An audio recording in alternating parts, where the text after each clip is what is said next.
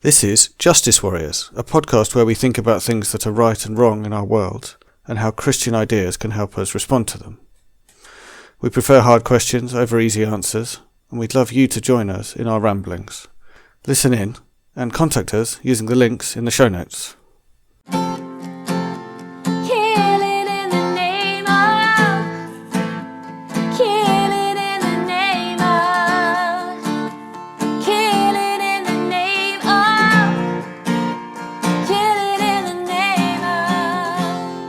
Hello and welcome to Justice Worriers episode 46.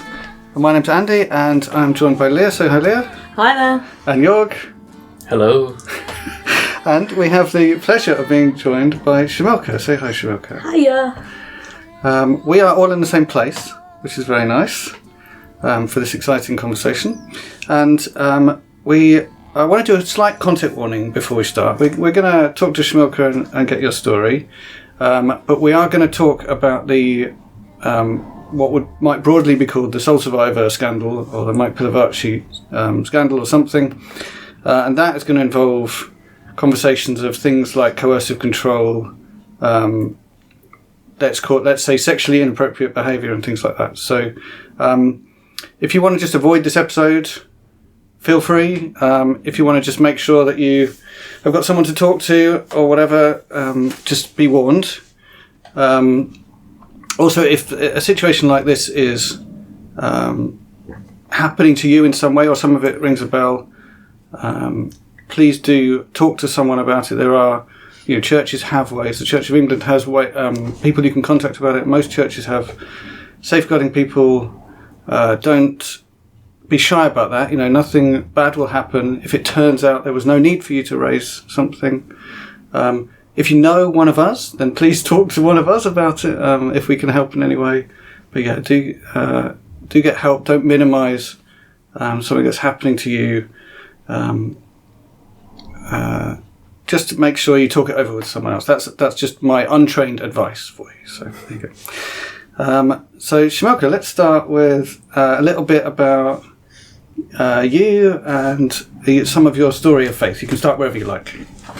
Okay, so I grew up in St. John's, moved to Egham when I was like 3, so born and bred I'd like to say, but started from Playbox into Outbreak, and I don't know what it's called now, but I was a youth leader as well, and I feel like I used to do some of the holiday club activities with Andy and Leah's children. So it's crazy to be in this setting now because I kind of feel like the kid, even though I know I'm turning 28, but I'm like here with the adults and now I'm pretending to be one. We all feel like that. Yeah, we're so grown up. Oh dear.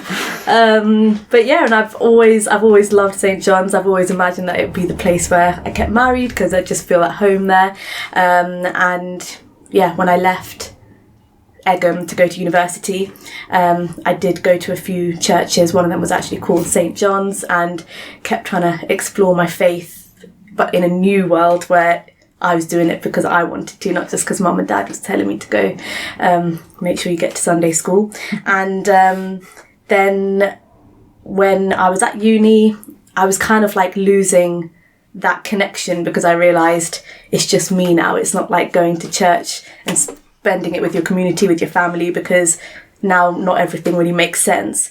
So I used to always go back to sermons by Soul Survivor leaders because that was one of my favourite memories about St. John's when we went to Soul Survivor as a church. I went like 3 times in a row, and so whenever I felt a bit lost or missing my family church, I'd either put on a St. John's sermon or I'd listen to Mike Pilavachi or Andy Croft preaching and kind of feel centred again. So then when I was doing my masters, and I was clicking onto one of Mike Pilavachi's sermons because I was stressed about some essay, and then there was a clickbait article that said Mike Pilavachi something, and I was like, no, this can't be real.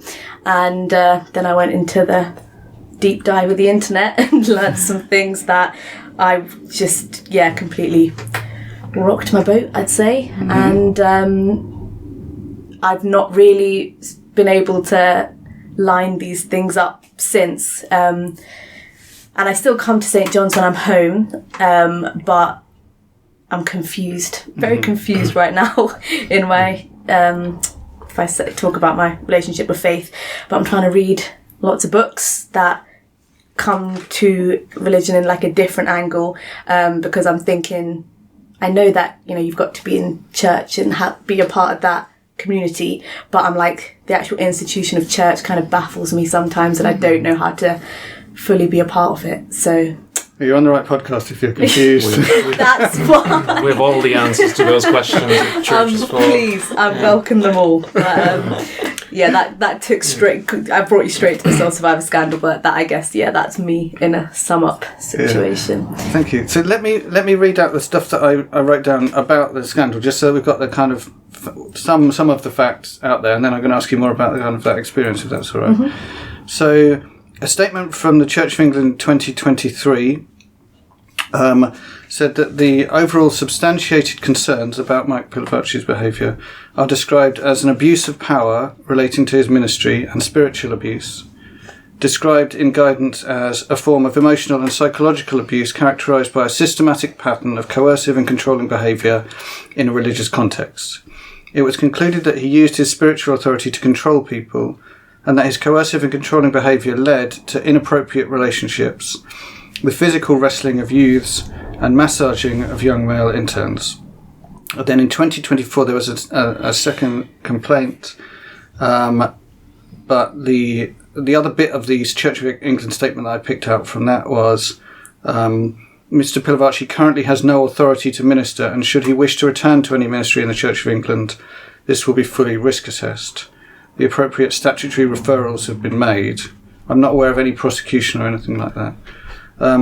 The other information about this that I've seen is there's a video put on YouTube by Matt Redman, or Matt and Beth Redman. It's called Let There Be Light. It's on Matt Redman's YouTube channel, and it talks about Matt Redman's experience of some of that coercive and very kind of, you're either in the in crowd or you're out, and often you get kicked out and then back in again type behaviour, and a kind of sort of emotional, abusive sounding nature of that. Yeah, and Matt and Beth were like kind of the superstars along with Mike in a way, weren't they? Mm-hmm.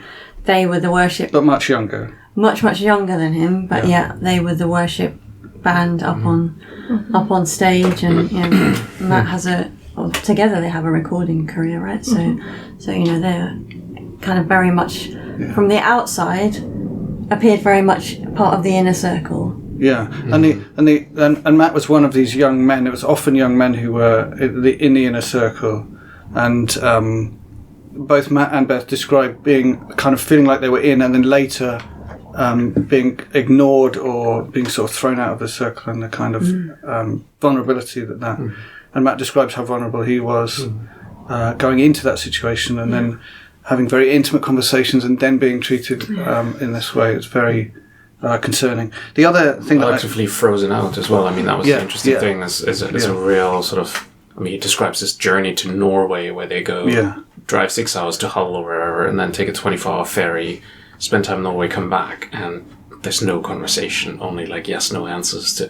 So real sort of controlling behaviour in a situation that constantly makes you go, what have I done wrong? And that's what they talk about. That was pretty. That's the bit of it I really remember of that video. Yeah, exactly. The idea of this young man who idolises this older man and then being treated like that without really knowing why it's happened.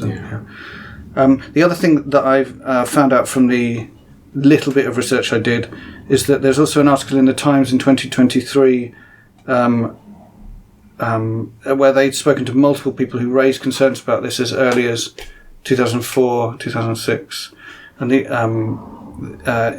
there are allegations that will go on for the next sort of 19 years after that. So and that comes in the documentary as well. I mean, an initial conversation they're having before they go to the proper safeguarding authority in the Church of England is the answer is, you know, nothing will be done. I mean, sympathetically saying we know this or we've heard this, and the experience has been that nothing gets done. Yeah. So this was ongoing for a long time. Yeah. So lots of very understandable that this had a big impact on you, especially if you sort of had Mike Pilavachi on a kind of a pedestal yourself, Shamilka. Mm-hmm. So can you tell us a bit about in the article, you wrote a little article that you emailed to us, and you described like your experience at Soul Survivor. Can you tell us a bit about that? Yeah, it was an experience that I'd never really had before, because obviously St. John's as a church is very different to the Soul Survivor vibe. So it really, that's what I said, it slapped me in the face. I was like, what's going on? I was a teenager. So it was just very, teenagers, angst, life's so hard. And so then when I went to Soul Survivor, I was like, oh my goodness, there's a place where everybody, comes together and shares that feeling of like, we might be suffering, but there's hope. And like, that's kind of what I felt from the sermons, from the testimonies, from the worship music. And also it just brought us as like a group from Outbreak together. There's like one photo of all the teenagers in my own generation, and like we had never been so close as a group, because usually we just meet every Sunday for an hour or whatever, and it was just a really fun place for community. And I was excited to go to church every day, which is, I just never had that experience before, so I was like, there must be something right here. And I think I was chasing that feeling because, like I said, I've been raised a Christian my whole life, and I've always been jealous of like the born again Christians where they haven't been Christian and then they find their faith later, because I feel like their identity is more certain, whereas mine's just kind of like, oh yeah, my mom said I'm a Christian, so now I'm Christian. And so at Soul Survivor, I felt like I grabbed that identity myself, because I was like, no, I can feel God now, and now this is mine. And then it's the first time that it pushed me to go telling my friends about it, and telling my brother as well, especially. I remember he was 4 years younger to me, so he would have been 12 or 13. And I talked about Soul Survivor, like, you must come with me next year, it will change your life, because, it's you're going to learn about God in a whole other way. And then he came with me next year, had a great time. He said 10,000 Reasons when Matt Redman played that song. He's like, it changed my life. Now, whenever I'm stressed, I'll listen to that song and I'll remember, like, it's going to be fine. And I remember thinking, like, yeah, I'm sharing Jesus. This is working. And so then when everything came out after, like, me and my brother, like, we've had similar, go to church, then you have a bit of distance, then you come back. And so then when this happened, we were both just like looking at each other like, oh, so all of that was just kind of what was it? What was that? Like, what was the point in attaching our faith to that when it's just crumbled now? And you don't even want to talk about Soul Survivor anymore, because you don't want someone to say, oh, but don't you remember? And so like everything that was good from those 3 years just kind of falls apart. And we both only really spoke to each other about it, bit with our family, but we've all left the church now, and so we don't talk to those people anymore. We don't have that relationship with our youth leaders anymore. They've all moved on. And so now we're all just sitting with this information thinking what actually went wrong, because we followed St. John's there, and like, so in my head, I'm like, no, what? St. John's would never lead me astray. Like, the Soul Survivor, we went there as a church. So, but then now it feels like I'm attached to something not good. And, but I know it's a bigger picture, and there were good things that happened on like a smaller scale. And it did enrich my faith, but I wish I questioned it more then. Right. Because now, like, I realise that it's not even just Soul Survivor. I idolise other things in my life, whether it's career or some form of entertainment. We all idolise things. But I wish I realised how easy it is to fall into idolising Christian leaders in the same way I used to idolise Michael Jackson as a kid, and now that's wrong as well. So it's just that was wrong when I was a kid already. So like, you just that's the thing, and knowing that it's not just in the entertainment industry, in professional settings, like even in church settings, this stuff happens, and it's not unique to the church, but we're very quick to point our fingers to Michael Jackson. Oh yeah, now we don't listen to his music anymore. But that's a whole other debate. And then, when you talk about it in the religious setting, it's like we can't even talk about it. Yeah. So it's totally understandable to me why this is such a big. So it's rocked you so much because, if I understand you right, what you're describing is you really were looking for like some kind of authentic. I get to be included in this thing. It's not just something that happens to other people. And you went to Soul Survivor, and you finally got that. Or maybe you didn't even know you were looking for it, but you got this thing of like, I get to be one of these types of Christians. I get to be really in, and I get to understand that God cares about me. And then it's like, well, a surprise, that was all invalid, right? And I guess one of the questions it would be good for us to discuss is like, can we somehow navigate that it wasn't all invalid, and that your experiences of God there can still be something that you can hold in your life? Yeah, I mean, yeah, exactly. I mean, I have the same question forming in my mind to say, well, if you can describe a bit more of the actual experience. So here you are in a crowd of youth. You're in this, I'm imagining, multimedia worship type setting show and some funny preaching by Mike Pilavachi. Funny as in amusing, not weird, right? Yeah. Funny Yeah, as in amusing. yeah, he was kind of self-deprecating. Was gifted speaker. Yeah. So, and that's how that works, right? So that's how you idolize. Like, oh man, I wish I could like the wisdom or the sort of the humility. Yeah. The humility allegedly and all that. But the moment you close your eyes, is it really Mike Pilavachi that you're worshipping, idolizing, or is it that you say, well, there's something in the message that resonates with me that takes me to Jesus? And then it becomes even trickier in a way, because if the person delivering that message that you would say is a good one still is flawed, then that becomes very difficult to entangle. But like, I mean, can you take us a bit closer to like what is the fascination with him, and what's the fascination with God? What's the fascination with groupness and inclusion? Like, I don't know, can you map that out? No, I can, because if I think about what like he said in his sermons, I don't think it was like the content of that specifically. I couldn't say that he brought out one part of the Bible that made me understand things. Like, it wasn't that fascinated me, which is something that actually I love in when other preachers hold their sermons. But for him, his focus, it was always after he finished his preaching and cracked a couple jokes and caught your attention, then he would always say, let's wait on the Holy Spirit. That was the moment that I can remember clearly, and is always the moment that I felt that I was encountering God, because he would use silence where like there's like 12,000 people and you're in a huge tent and all like teenagers who barely know each other. Some of them they are a bit tight, and then when Mike Pilavachi says like, let's just wait on the Holy Spirit, and then for like 10 minutes you're just in a room with 12,000 other teenagers in complete silence, and then he says then he'll say something like, I can feel that God's telling me this, and then he said, if this resonates with you, come forward. And I always was like, oh, say something that resonates with me. Never resonated with me. I never got called, but I was like hoping that maybe he'll say something that will resonate with me. But people would come, and then people from St. John's, even in our group, would go forward, and then I always pray with my eyes open because I'm nosy, and I'd be like, oh goodness, they're walking to the front now. What did they get? And but then after everyone came to the front, then he'll guide you how to pray. And that was always something that I enjoyed, because I never really understood how to pray. Like, I always say grace before dinner with my family, but beyond that, I feel like praying is just thinking. But he would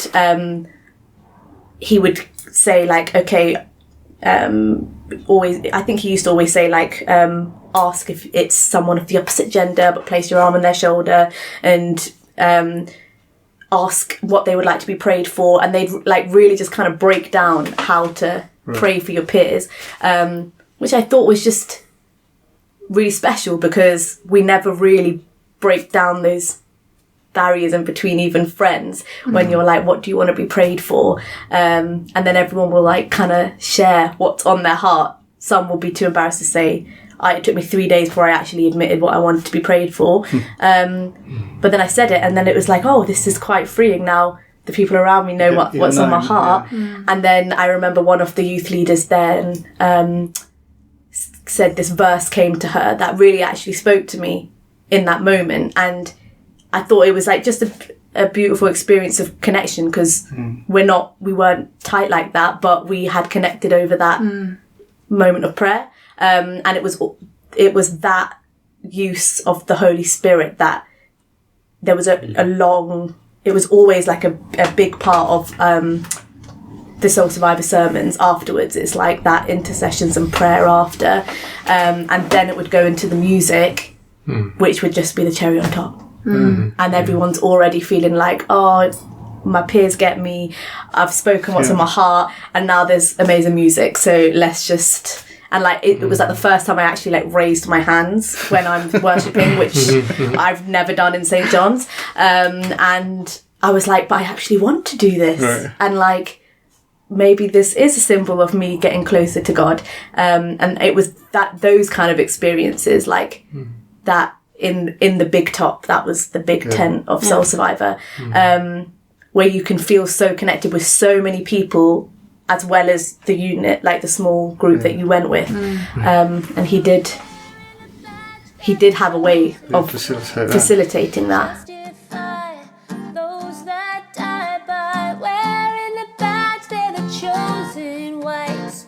Those who died are justified for wearing the badge, they're the chosen ones. They're justified. Those that died, they're the chosen ones. So when you were standing there thinking, please, can I have something? Can he say something for me? Why did you want that? What were you looking for? I was probably looking for like validation that I really am a Christian, that is like can hear God, you know, that God is speaking with me. And because I know I said the youth leader gave me the verse, and that should have been enough, right? But it's not Matt Pilavachi giving me the verse, so that's really interesting. And that's the point. Like reevaluating that thing now, like you were able to share with your people you actually knew, and you felt really known then, and you got this kind of gift from God and from your youth leader, and you hopefully can still feel good about that. But what you wanted was the distant hero figure to have something for you, someone who didn't know you and was kind of centering himself when he did that, when he was doing, oh, I've got this thing. Kind of, definitely. You're being very kind. He was. Yeah. I mean, he's the ringmaster in the big top, isn't he? And that's right. I haven't been. But that's what Shamilka's just described. Yeah. You know, it's it sounds very much like, it's like, all right, everyone be quiet and listen, wait for me to channel God. This scene.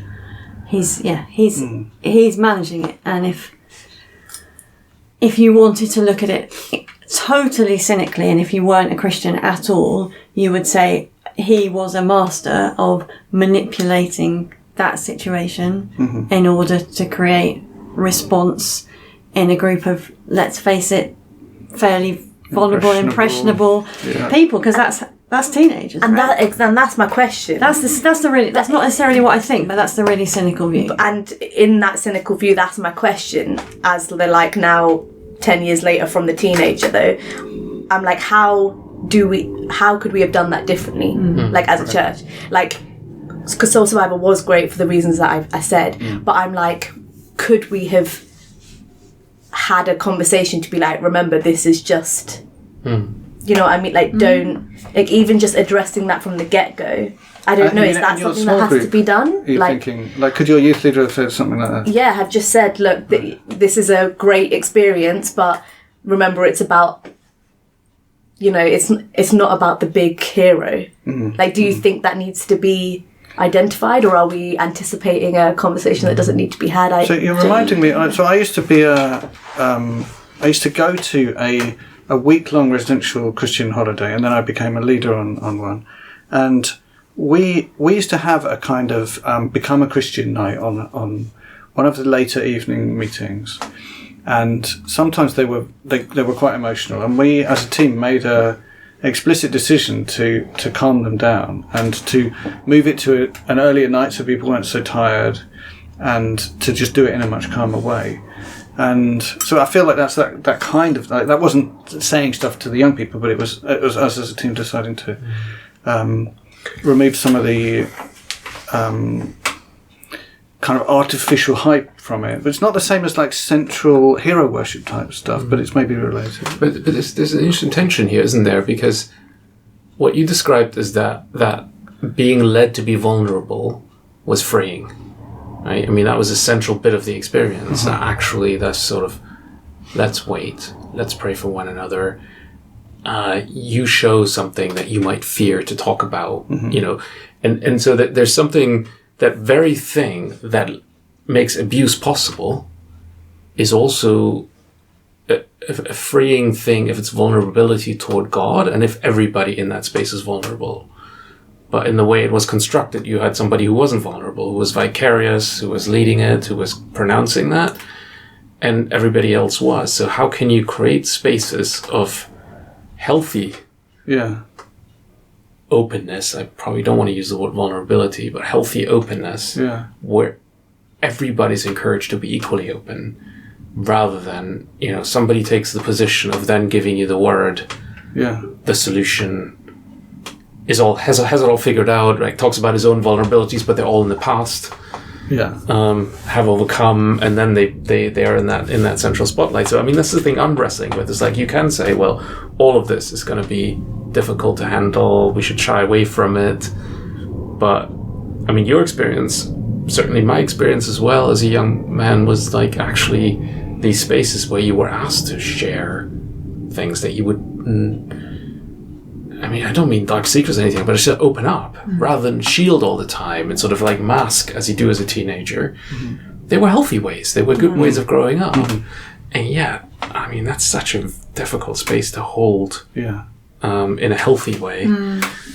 So at New Wine, actually, I had an experience where it was at the end of the talk, and it was that whole sort of, let's be quiet, let's wait. And I just started crying, and I probably sobbed for about half an hour. And in that time, 2 people from St. John's, and you'll guess who it is, came alongside me and spent time with me, and it was an absolutely liberating and formative experience for me. And God did some kind of inner work there that still has implications. But it very much, the space was created from the front, but the people who kind of ministered it to me were people that I trusted and people that I knew. And they themselves, I'd seen them in situations where they've been open and unshielded. So I feel, is that a better kind of template where somebody at the front creates that opportunity, but then that's the point at which they step back and say, okay, minister to one another within your groups, within the people that know and care for you, and take away that whole thing of, you know, you were just waiting for the word from Mike, because then you'd really, you know, God would really have noticed you then. Then God's really noticed you, right, when you've heard from the specific guy at the front. I don't know, is that... I can't help thinking with all of this stuff. Obviously, we're not going to come up with any answers, but any kind of thoughts we have, I'm going to be constantly going through in my head. This can't be essentially tell the big man at the front to do things a bit differently. Right? I'm not saying that's what you're saying, like, because we're talking about things that are not that. But like, the thing is that there are going to be people who love the limelight, love that intense focus, and also, maliciously or not, abuse power if we give them power. And so the question that keeps coming to me is, why do we want those people so much? Like, why was it that you want the word from Mike? And it's not like I totally know that feeling myself. We are currently at St. John's have a very charismatic leader, And why do we love that and want that person with charisma to almost do the work for us? The church of all places should be having our thinking and our minds rewired in a way that makes us less likely to fall into that. But it feels like the opposite, isn't it? It feels like the opposite. Like we're as likely, and then we've got extra tools in order to do it, right? So we haven't just got our policies or whatever, we've got a spiritual kind of authority. So, yeah. No, I was just thinking, because I know exactly what you're saying, because I wish I had the presence of mind to scrutinise what was happening when I was a teenager and be like, why actually, because it's true, like, why did I want Mike to say when you're a teenager, it's not your job. But I'm like, how could we have avoided that, right? And when I think about that, because you're right, it's just natural human nature to be drawn to such people, but because I think I might be wrong, but when you have a more certain, secure relationship with God, you don't need that charismatic approach to things, and you can just talk, and I don't know, it to be a more calm and collected approach. But like you said, when it's less certain, we get drawn to other people doing the work for us, and I feel like that's when it's like all we can do as humans and peers is just be like, yeah, but remember, we can just have a personal relationship and keep it, I want to say calm and collected, and I only say that because like I feel bad that I led my brother to Soul Survivor, and now that probably destroyed a little bit of his faith a little bit more, and I take that like, you messed up. And I know it's not. You're giving yourself a hard time. I know it's not, but it's like if I had a bit more time to think about it, I could have been like, yeah, let's go to Soul Survivor, but like it's just a place, just like when you go on holiday and you go visit a church and you look at pretty mosaics and you let that experience come to you. That's how it should be in these other loud, charismatic places, where it's like it's a place that might facilitate something, but it's not something that is going to give you all the answers, because when we went there we were looking for those answers. And so I feel like when you know that someone is searching, it's just like, we know you're looking, but they're not going to have everything for you, just because you say you're allergic, and I feel like if I had even someone being like, oh, I'm allergic to those places, I'd be like, oh, why is he allergic? And then I just think about it. Why am I allergic? I'm allergic because that youth camp, which I was deeply involved with and loved, has left me with a lot of similar feelings to you, not because of a scandal, but because of a real sense of I was looking for certainty and assurance that God loved me, that I now think is kind of like doesn't exist, or isn't the right thing to look for, or something. And I just feel as confused as it sounds like you are, like some of these were the most amazing experiences, and experiences of human connection, right, which is the ones that I think I can really hang on to. But also this sense of a lot of it being just, I don't know whether false is the right word, but just like, how do you deal with that? And now you do what they tell you. And now you do what they told you. Now you're under control. So what I wanted to say to you was, you shouldn't feel bad. You shouldn't feel bad about leading your brother, because I really think it wasn't your responsibility as a teenager to spot this stuff. But also, you saw something good, and you brought your brother to that good thing, right? And so hopefully you can get to a point where you don't dismiss all of it as bad. Yeah. But that's hard, right? That's part of the stickiness of it, right? That you still feel you have it on your shoe, and even though you actually didn't do it, it's I mean, that's part of the abuse in some sense, that you feel guilty for something you didn't do. Yeah. That's the horrible thing about sin, isn't it? That it has this kind of concentric circles of hurt and harm. Obviously, there's some people much nearer the centre who were, absolutely devastated by this, but then it ripples out by association. You don't even want to be associated with Soul Survivor now. And that's why I think it's cool that you guys even have this podcast, because I was waiting so long. I was like, when St. John's going to talk about this? When's going to talk about this? It was such a big part of St. John's when I was growing up. And I was always looking at the YouTube sermons when I was at uni and stuff. And maybe I missed the sermon. I didn't watch all of them. But my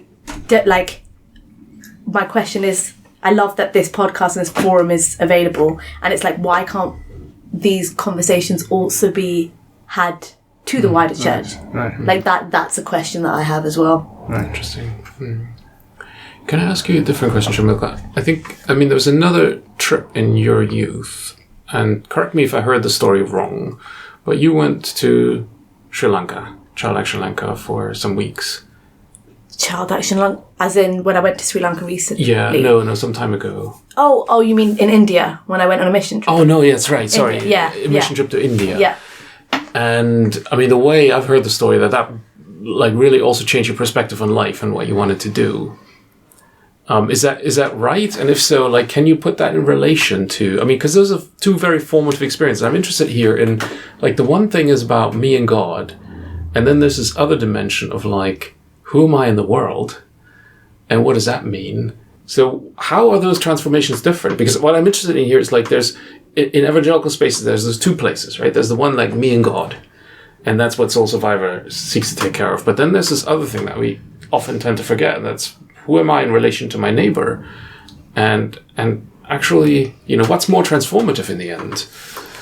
When I went to India, I was like, this is easy, but this is who I am. I am someone that naturally wants to help thy neighbour and all of this. I don't know. It comes easy That's to just me. in your DNA it's just already, because even when I went to Sri Lanka on family holidays and things, my granddad has a scout troop there for children that live in slums, and we'd go and help my granddad in the scout troop, and we were always very exposed to helping communities that might not have as much as you. So when I went to India, it was funny that because I went with the same people that went to Soul Survivor, and I remember feeling like I was the weird bridge between St. John's and then India, and everybody thought I could speak the language. My peers, now I'm Sri Lankan, but I do the head nod that Indians understand, and so I used to be able to communicate with the kids,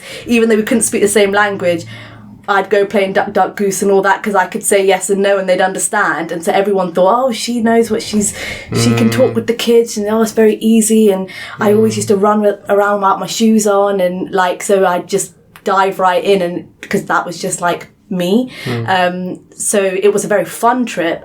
Whether I'd say it was transformative, it just felt like what I was born to do kind of thing, what I do when I go to Sri Lanka, and just who I am as a person. That's not something that I was ever uncertain about. I did know I would always probably do something like this with my career, and I have kind of followed that path now I've grown older, whereas in Soul Survivor it was personal to me. It was because in India it was doing God's work, but then in Soul Survivor it was being a child of God. Right. And that would be the difference. And that's so interesting to me because this has also been my experience that and I think I've shared the story in the podcast before that, as a 16, 17-year-old in the US, this was also sort of heyday of prophecy and this kind of God, you and I, this kind of really personal relationship and feeling a calling into ministry and all of that. And I carried that burden with me for so long in that sense, that whatever I was meant to do, that was sort of an agreement between me and God. And what I learned on a long journey is actually and I'm still learning on that journey, is to look around me and say, well, for whatever reason you get washed up to different places. And actually what matters is who you then in relation to others. What was the burden? Sorry. Well, this kind of burden of being called to ministry, which I never figured out how to do. Okay, I studied theology, and I think I've shared the story on when we shadow stories on the podcast, and it was something that I carried with me for a long time. Even I'm an academic, and I had not that long ago actually looked whether I should leave academia and again, put that calling to rest. And what I realized in this process is actually, why don't you look around who you are in relationship to your neighbors already and what you do? And it's not that, those things weren't separate in some sense that I never thought of that. But there was always the sense there's got to be a higher calling. Right. Than the concrete circumstances that I'm living in, or the concrete history of my life, or the opportunities awarded me, that somehow wasn't the story, but that the story was always that sort of, Jesus has a special purpose. And there's a really, there's a beautiful and horrible burden that evangelicalism places on people because we want that personal relationship with God that divorces us in some sense from the people next to us and puts us in a really weird connection with them, right? Oh, you got a word from Mike and I don't, instead of actually seeing what we're doing with one another in neighborliness. So this is why I found that really interesting what you're saying here. It just breaks my heart to hear you talk about that need for acceptance from God and the way you're seeking that, because it just connects so strongly with me. I still feel that desire to just know that I'm accepted. And when I was a kid, that just makes you so vulnerable, and so you're looking for someone who'll go, oh, this is the way you do that. And what is the answer is you'll probably always feel like that, or something like. It's not like read your Bible every day or something and it'll just magically happen. Yeah, whatever I was told. And I think so many evangelical traditions end up with some kind of a version of this, don't they? That have you had the experience? Have you had the word from that person, or have you had, in my church context, it was, have you been born again? Have you been baptised in the Holy Spirit? And so someone tried to do that on me, but it didn't really. Well, I spent ages I've never had this kind of whole sort of experience, which for some people was kind of laughter or falling over or whatever. I've never had that, so I can't be born again. And I would do things like stay up half the night because I thought, well, if I just show God how much I really, this really, really matters to me, then it'll happen. Because of course somebody will have told their story about how they stayed up till 2 o'clock in the morning, and just when they were about to give up, then kind of God came, and so it's kind of a flavour of the same thing. And I think we create this environment in Christianity where what matters is how many people have done whatever the thing is. So in some circles it's how many people have been converted. In other circles it's how many people have been baptised with the Spirit. In other circles it's how many people have had a word, have responded, have gone to the front. And spoken in tongues. We create these metrics because, we live in a world of metrics and everything gets measured and it's only got a value if it's measurable. And so we create all these metrics, and then we actually hold up on a high pedestal the people who manage to achieve those metrics, who gets the thousands of people into the big top, who has a full church, who has so many conversions, who is achieving this, whatever it is, layer of stuff.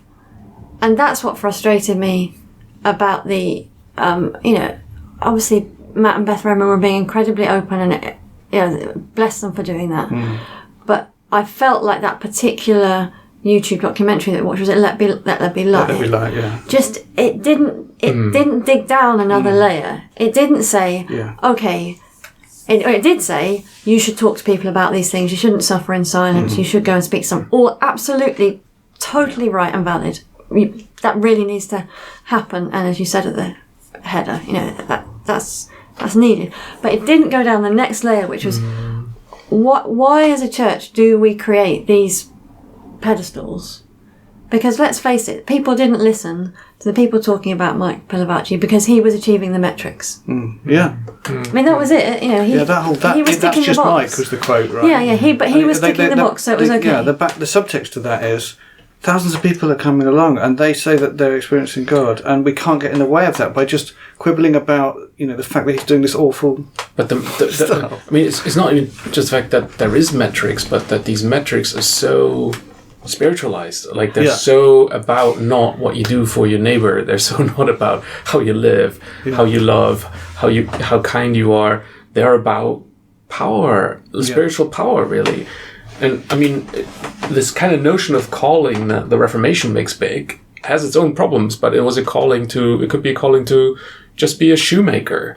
It could be like this whole idea that, your place in life is this, and what you do in your work with others. And this sort of, some evangelical spaces and certainly places I've grown up in, all this tongue speaking, all of that kind of stuff, it's all about this otherworldly metric. And Mike was important because he brought people into this very virtual space and converted them. And he saved them from hell.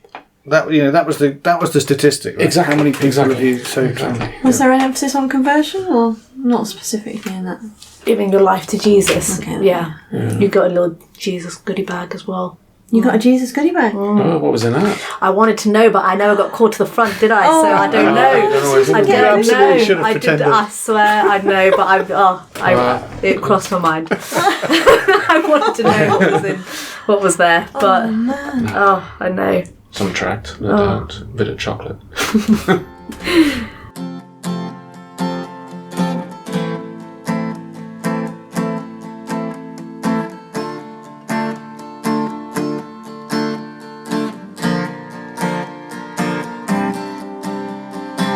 Some of those that work forces. But it's so true though to hear. Not true, so it's really like comforting to hear you say that you resonate with what I'm saying, because maybe because also like, not we've grown up, I know you came to St. John's, I don't know when you came to St. John's, but ever since I was in St. John's I've seen you guys, and so hearing you say that because you can't always have these conversations with your family, and like because there's a different dynamic there, but hearing it come from other people who have shared similar experiences in your own church, like, I don't know, I feel like that's all that I actually wanted, because in the past, when I've tried to bring it up, it's shushed very quickly, or like, oh, I know, we wouldn't let this happen in our church, and that's the end of the conversation, and I'm like, yeah, I know, but then we didn't even talk about what happened. Like, we just said... And in some sense, for you, it did happen in your church. That's the thing that I've never thought of before until you brought that up. It did, because that's where when I think of St. John's, I can't separate the two, because... It's really tragic. It was, because and that's why it's interesting that you bring up the India thing, because I didn't even think to compare the two experiences, because like the thing that was so special about Soul Survivor is that it was like, for me, it was my relationship with God, not like how to be a good Christian. It was like me and God. And that's a painful thing, isn't it? Why is that the thing? Why is that the thing? Why do we follow a faith that tries to take us out of our relationships in this world, when the beautiful thing, the inspiring thing, are actually the Gandhis? Like the sort of like, what do we do for others? That's what Jesus called us to. And we've made it this kind of virtual thing. Like, I understand the dynamic, and you want that, like, and as a youth myself, and, like, it's healthy in some sense to aspire to this eternal.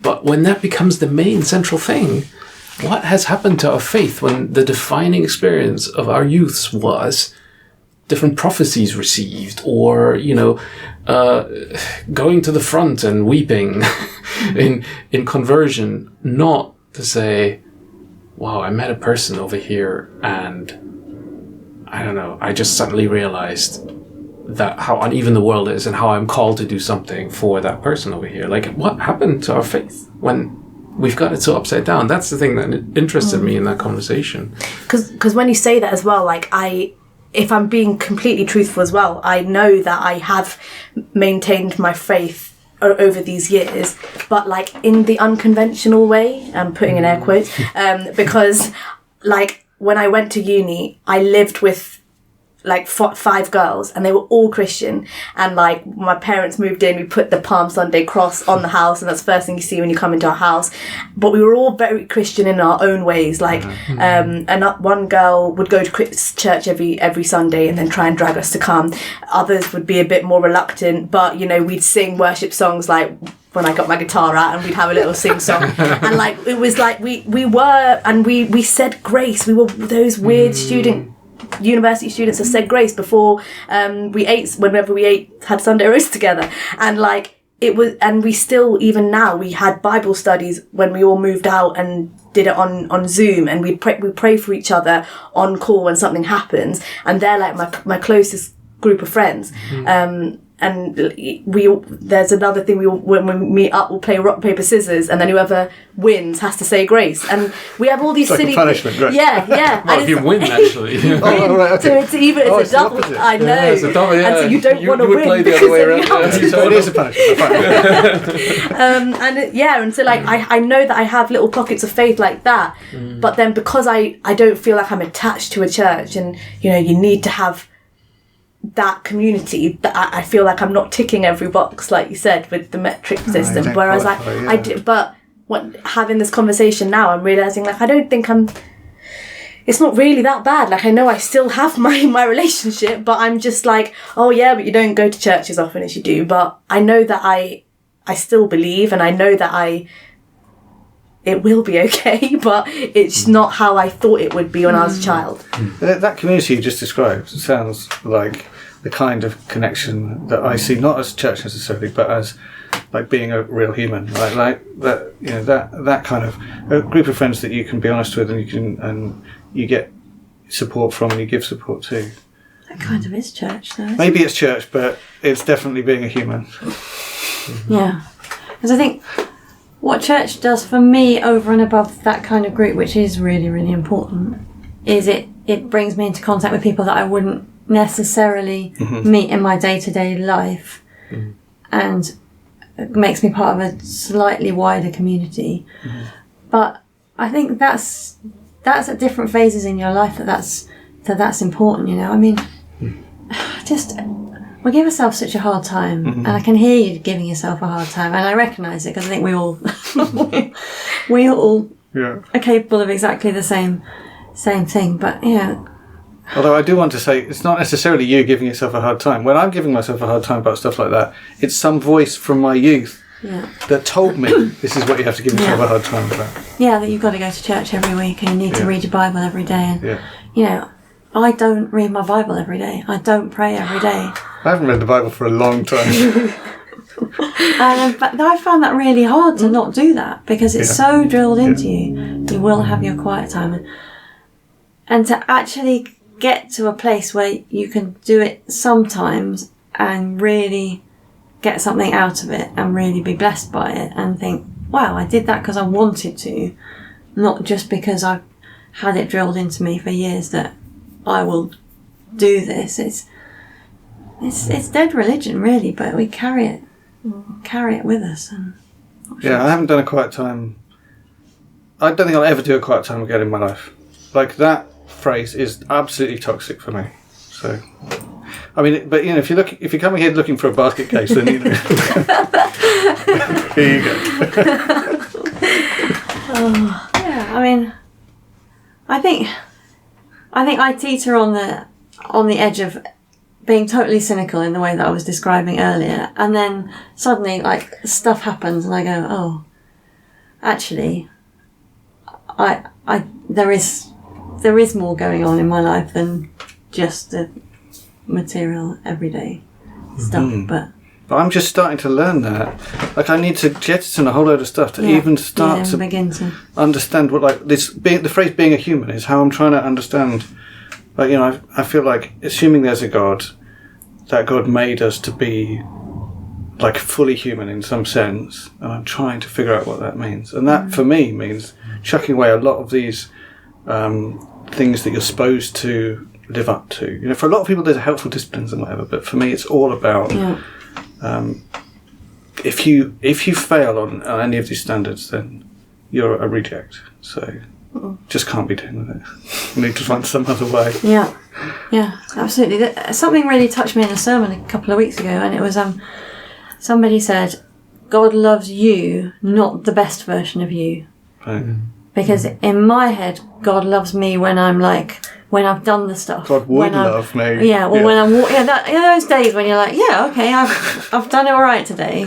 I have a very low standard. I think you probably just hold yourself to a higher position, but I'm like, yeah, okay, I did good today, and that's like, I'm all right then. God, I can feel that God loves me, but God loves you, not the best version of you. I actually found really, really liberating, and and somehow, and I can't put it into words, trying to unpick that thing that you've described, which is love for God is.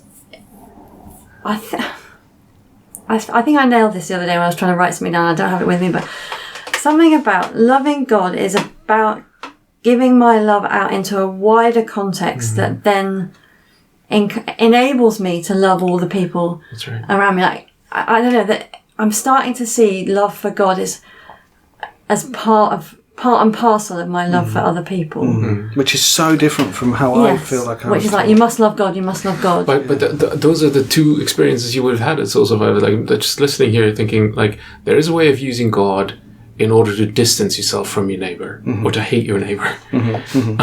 Like, why don't I get called to the front, right? So then God becomes this indirect thing of actually not putting yourself in a relation or in this kind of weird competitive relation because you're not attached to one another. You're both looking to God and who's better.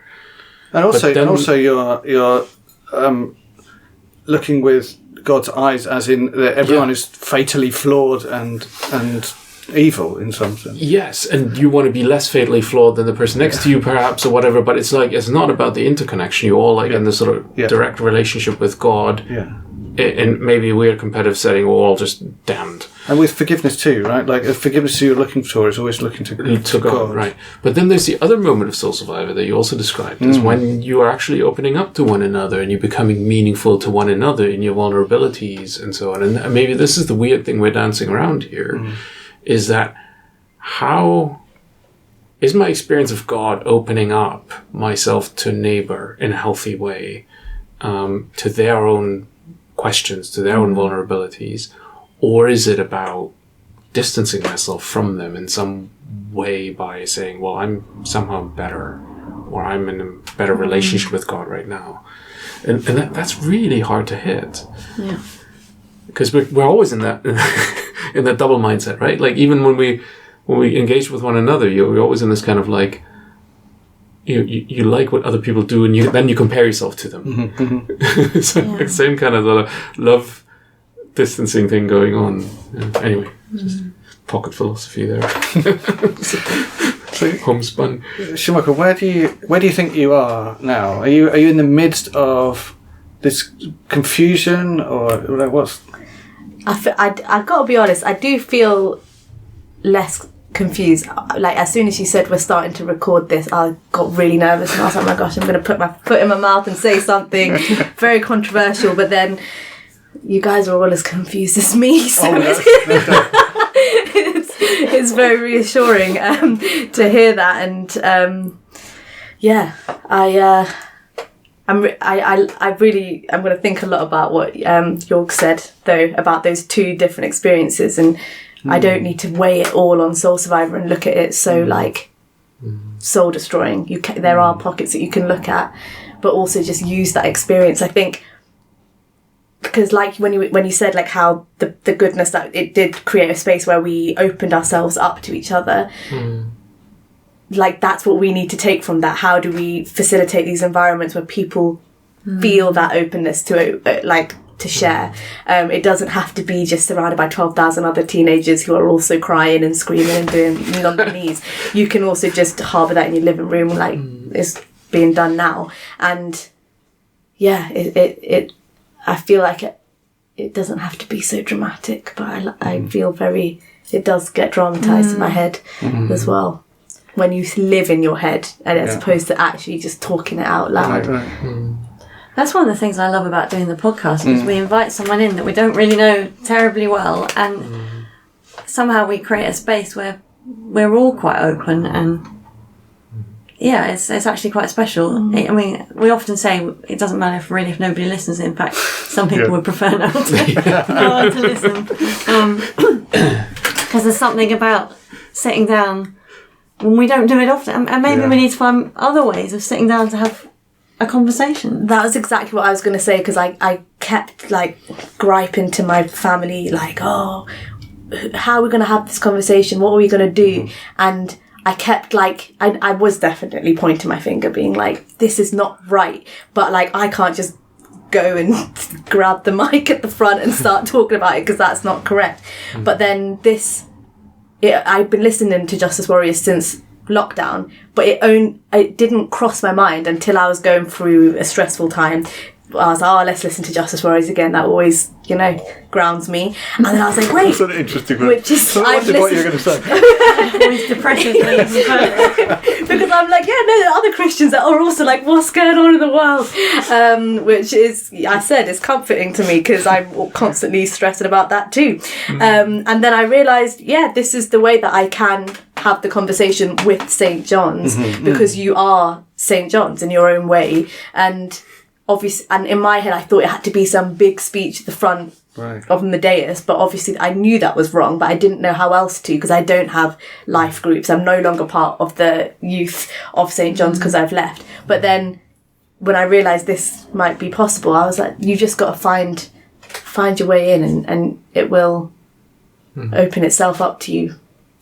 And it sounds like more conversations actually may need to happen. I mean, I'm a bit shocked. I have not heard it brought up in church. I didn't know how closely the youth group was involved. I think I really learned from you the fact that you experienced this as a St. John's experience. I just hadn't thought of. It's kind of obvious. And maybe had the youth leader who we know and love and is now at another church, if they were still around, they would do that. Then there would have been a more natural. Very possible. Okay, I took this group along to this, and I want to chat with them about it. Whereas there's no one left. There's no one. There is no one left. So that's why. By the way, I'm sure there's lots of people suffering with similar and different conflicts arising from their roles in this. I hope we're not coming across like we're accusing. No, that's why I was retracting my finger wagging because I'm one of the only people that are actually still part of St. John's and here, and so I could have started the conversation. That's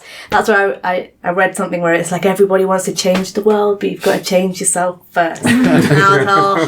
This whole thing has made me realise that this is just another example of that. Like I just needed to open my mouth to the right people. So Well, we really appreciate you coming along. I feel like I've learnt loads and lots to process. I feel like we need to make a few things clear before we finish. I want to repeat again the same thing. Like, if you're listening to this and it's ringing bells with like the coercive behaviour type stuff or any of the inappropriate sexual behaviour or whatever, really encourage you to talk to someone. And who to talk to is different in different contexts, but I'm confident there should be someone that you can talk to, and if there's not, maybe you need to escape in some way.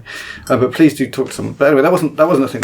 I feel like we haven't maybe talked much tonight about how people who do bad things should be held accountable, right? So maybe that's just taken as read. But like one of the outcomes from this is just people who abuse their power should be prosecuted, should be stopped from doing it, and it's wrong, right? And that needs saying. The other thing we've talked about a bit this evening is, as a church, how can we reduce the circumstances under which that's likely to happen, right? So how can we reduce the kind of hero worship or wanting someone else to do the work for us type stuff? I don't feel like we've got very far with that, but we have at least brought it up. And then the other thing that we've talked about is, in what ways do our theology or the way we think about God encourage those kinds of negative patterns and like concentration of power and stuff like that.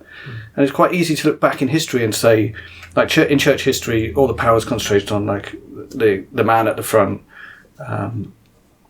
and maybe we think we're past that, but actually a lot of our theology and some of the kind of magical connection with God, not with each other type stuff, and need forgiveness from God, not each other, some of that stuff, quite apart from the like are you in or are you out, and the different criteria that they're discussed, that means you're in or you're out. But I just want to make sure the question is out there of like, where is our theology causing us to follow patterns that concentrate power? I think, and I mean, I'm looking to my left to the theologian, but in our church, in the theology that I'm exposed to and that I am aware of in the church, I very rarely hear anything about power. Right. And power is so important in all of these things. And churches are such complex, like, social structures, aren't they? You know, you've got the obvious power of, like, the hierarchy of the leadership. You've got the less obvious power of the people who do all the stuff, and, you know, they hold a certain amount of power. And then you've got kind of the power of the people who show up regularly and the people who don't show up regularly. You know, you've got all sorts of different levels of power going on. And I feel like it could be alluded to in more sermons and more theology about what do we do about power. I just never hear it spoken of. And I think there'll be some really interesting things to glean from the Bible about operation of power, about manifestation of power, about spiritual power, about earthly power, about I think there's loads to be said that is way beyond my intellectual level. But why is that? Why is that so missing? Is there a really well developed thing that we just don't talk about? I think the only answer that I would have to that from my own church experience, and of course, I mean, the church wrestles with it from the start, right? Like we know this is a problem from the beginning, and the Book of the Acts of the Apostles is very honest about that. But we're not honest. And we're not honest, and that's exactly exactly. And this is where, especially in charismatic spaces, and Soul Survivor being an example of that, we mask the real power through the notion of spiritual power, right? So Mike Pilavachi's up there. In an extremely, the way you described the scene, and you said it, like, he holds the rings of power up there. Yeah. But it's actually God's experience. It's God's power, and that's always been the theological move. Yeah. And you said this, you know, he says, the Pope, whatever, this God's power on earth. So like you spiritualize, and you can still see this in mega churches today. You know, it's a lot of the stuff that I look at in the anthropology of sort of Pentecostalism in Africa, the same kind of dynamic plays out. And so I'm absolutely with you, Leah. Like, actually to realize, when are we masking earthly power in sort of spiritual frameworks and are hiding it from us? And again, that's a very human thing to do, because that's how we like to abstract, right? From the concrete, from feeling mundane, we think, no, this is godly, the way the structure is, and this is how we fall.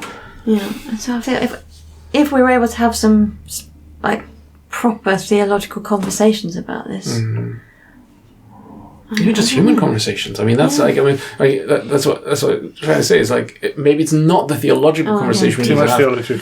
Yeah, we need to have a conversation about structures, about safeguarding, about like the boring. I mean, that's maybe part of the answer, and then the other side is like, what is it that makes us drive to, like you were asking, you know, like what makes us like put somebody at the center and saying, like, you be vicariously good Christian for me. You embody the spiritual power that I aspire to but can't quite hold on to. And that's another sort of psychological expression of that need. That's maybe a different conversation to the structural one. But I don't know that there is the one theological answer how church should be run. I mean, the New Testament is full of contradictory advice how church should be governed. And I was just thinking, even what you said about having, like, whether it needs to be a theological conversation or just a human, normal conversation. Like, what springs to my mind when you say that is the few little arguments that I'll have at home within my own family when we talk about church. We have this thing where it's, you know, Sunday, you got to be Sunday best dressed. That's how you go to church. And I hated that. I just want to wear my normal clothes and my trainers and go. But my parents, you know, we're always in our Sunday best. And if I tried to wear my trainers, it'd be like, oh no, why are you wearing those shoes? They're dirty. And I couldn't understand. I was like, God doesn't care. Like, he just wants me as I am. And like, those are the kind of questions. Those are the kind of, I think, you know, the way that we're taught to be Christian. No insults to my parents if they're listening to this, but you know, I feel like that's like one small contribution as to like how we're like feeding into this. We need to be the best, and and the way that power works, and like the power of the church. You have to be, like you said, God just wants you, not your best self, right? And even little things like when me and my family would say intercessions. We did it a few times, and I always I don't know how I want to say this, but I always notice that my mum speaks differently when she says her prayers. And I'm like, that's not how you talk. And now you're saying your intercessions in front of the church, and now you sound like this. And I couldn't understand why. It's like whenever we're in church, we're always playing a different character. We're dressing nicer, we're talking different. And that's what I think is like subconsciously, unconsciously taught in our churches. And that's what needs to be stripped back in order to realise like what we're giving power to in the church. And I actually think Leah, when you mentioned power, and you mentioned various examples, I immediately thought class is one of the examples, and I think maybe how you dress and how you speak is about class, and like the complex interactions of figuring out what class people are and how that means you interact is another thing that just happens in human society, but it happens in churches. But there's also an aspiration element to that, so it's not all wrong. There's a sort of kind of like, but I'd like to be holier. I'd like to be more proper. Yeah. And I live it out in this way, right? So there's sort of something beautifully human aspirational. Church is very human, and if we just admitted it. Exactly. And I think the only other thought I just had also about this thing of power, I mean, the only thing that we see Jesus do all the time is bring down power. Like, sort of say, like it's bringing down the strongholds when power becomes destructive. Yeah. And even among the disciples, among each other, right? Or in this kind of group, so there's always like you address that when that thing, that aspiration to divine power becomes social power and holds people captive. Yeah, that's exactly what I was going to try and talk about. The other thing that you sparked in me there is when you asked like, why aren't we talking about power? For me now, and it's quite new to me, almost every story about Jesus is basically about power. Like standing next to the woman caught in adultery, or the woman at the well, or all my favourite stories. They're all about Jesus and like turning over the tables in the temple, or calling the Pharisees whitewashed tombs. Or it's all about you're abusing your power, healing someone from the front of the synagogue on a Sabbath. It's almost like he goes out there to specifically create a situation and confront the power over and over again. But as humans, we can't hold on to that for more than 5 minutes. We follow this leader who all he did, almost one of the major things he did was confront power, and we just build a power structure, and that's our religion. It's just like we just can't do anything else. That's the nature of sin, right? I mean, because again, it's the same aspiration, right? That then just locks us in the wrong cycle. So there's like. You can also wear your best Sunday clothes. So Pentecostals early on were blue-collar workers. And they would not want to go to church in their day-to-day wear. You put on a tie. Well, you don't put on a tie necessarily, it's holiness, whatever, but you put on your Sunday best as a way to claim divine power in a way, right? And then it becomes a sort of religious thing onto the next generation that says, well, you got to be dressed this way, this way, this way. And that seems to play out over and over again. Can you elaborate on that? Because I do understand, like, this is where I struggle. Even my dad, he will never not wear a 3-piece suit to church. That's how he does it. And you're saying it's an aspirational thing. I don't fully understand that. Well, I can't speak for your dad. I can speak for generations of... look at Caribbean Pentecostal migrant churches in the UK. People who have to clean toilets during the day, who are bus drivers, you go to church in your Sunday best and you look prim and proper. If you're if you're a lawyer in Cambridge or whatever, that's not your need, right? So there is you go along to mass in your jogging pants. Yeah, exactly. You kind of slum it down a bit, like you put on a polo shirt. There's a uniform, right? There's a uniform. There's still a uniform, but it's just everybody's dressed down in a certain way. Yeah, exactly. And maybe the aspiration is, I can be leger, I can be pink chinos on and loafers. Yeah, and maybe then also for the next generation says, I want to go on my sneakers. That's also a way of saying, I want to make a statement in this community that before God, I don't want to be captured by the thing that I feel in my day-to-day life. So in that sense, I mean, that's a fascinating thing about the human condition, right? We strive And in us driving, we keep falling. Yeah. And it's also a natural cycle of like, whatever your parents did, you're going to want to do the opposite. Yeah. Yes, of course, No, but I hadn't actually thought of it like to that detail, and now I'm realising that, because I always think that, oh no, but we're the same. But like actually really not. Like even when we're from different cultures, my parents and I, right. which I still grapple with. I don't fully get it, and then I have to remind myself, oh no, they're not, they don't understand me because they don't have that experience. And no, that does, it's a different perspective on it. But I think, you see the same thing in the whole deconstruction movement. Yeah. It then throws, it's all these people who've been hurt by church, who've disillusioned with church, who've left churches quite a lot of the time, and they then find their own gurus, and you talk to someone, you say, all right, you read Richard Raw's daily meditation, and you listen to, I don't know, whoever, Rob the Bell. Justice Worriers podcast. Or Brian McLaren, or Nomad, or whatever, if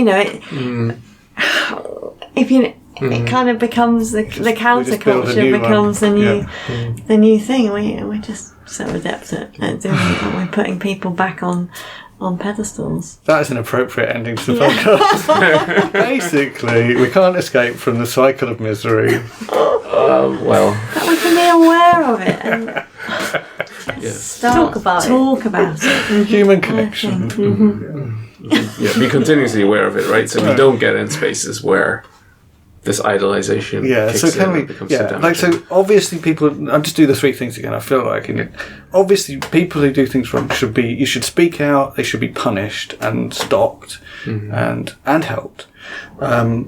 Obviously as communities, we should look for ways of structuring ourselves so that we're protected from that temptation that all of us have of taking advantage of power. And also, we should look for theology, or just for our conversations, to be about resisting centralising power instead of going along with calling on Jesus. Cool. Thank you so much, Shamilka. I feel like I need to listen back to this to get even halfway through. But it's been really brilliant to have you. Thank you so much for being so open and for bringing up really difficult topics. Is there anything else you wanted to say or share that you haven't had? No, I'm just waiting to hear the killing in the name of. That's it. That's what I'm waiting when it plays back. It was really fun. Thanks for having me. Thank you.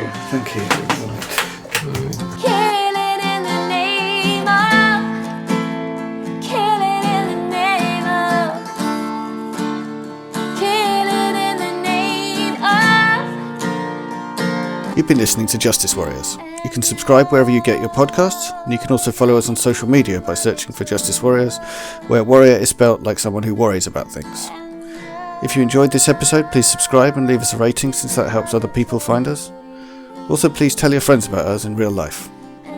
We'd love to hear from you.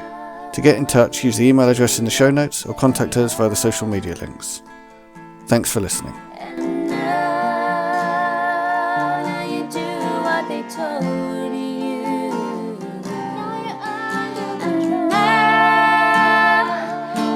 do what they told you.